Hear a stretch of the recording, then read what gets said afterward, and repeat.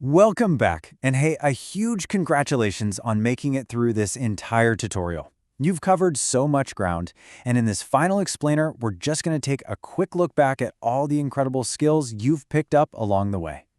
So think of this as us looking back at the map of your entire trip.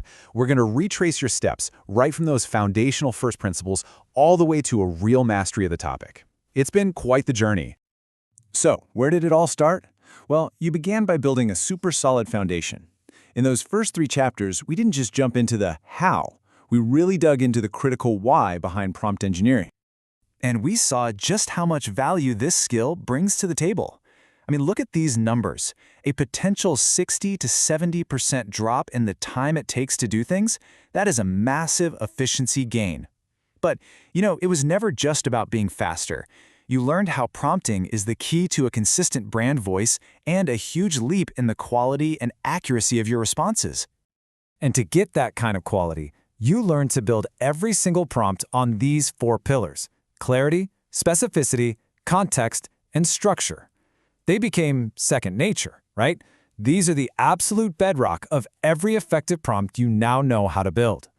And wow, this slide just says it all, doesn't it? It shows the complete transformation in your approach. You went from these vague, kind of useless requests like, respond to this email, to crafting detailed, specific prompts that give the AI a role, context, and a clear mission.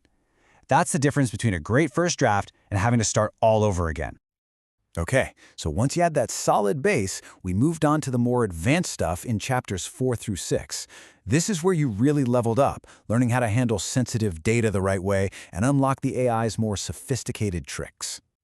And this was a big one. You mastered how to protect really sensitive information, both your company's private IP and your customer's personal data, their PII. You learned that super important anonymization strategy, using placeholders so the AI gets the context it needs without you ever exposing real private info. Absolutely critical stuff. Then you got into some really cool advanced techniques, like chain-of-thought prompting. This is an incredibly powerful way to handle those tricky, complex customer issues. You're basically telling the AI, hey, show your work, and making it think through the problem step by step. By giving the AI a structured path like this, you learned how to guide it through really nuanced situations. And the result? Not only do you get a much better answer, but you can actually see the logic behind it, which means you can trust the result. All right, so with all those foundational and advanced skills under your belt, it was time to put them to the test. We moved from theory to practice, applying everything you learned to a bunch of specialized real-world scenarios. And just look at this. You are now equipped to adapt your skills to all sorts of high-stakes situations. Whether it's a heated customer escalation, a tricky technical support question, or even drafting crisis communications, you've got the tools to build the right prompt for the job. You also learned that a great prompt can always be made better. It's not a one-and-done thing. You saw how to systematically improve your prompts with data, like running a simple A/B test to see which version actually works better and saves your team time. And this is where it gets really exciting. A 2-minute reduction in edit time might not sound like a lot at first glance, but just think about it.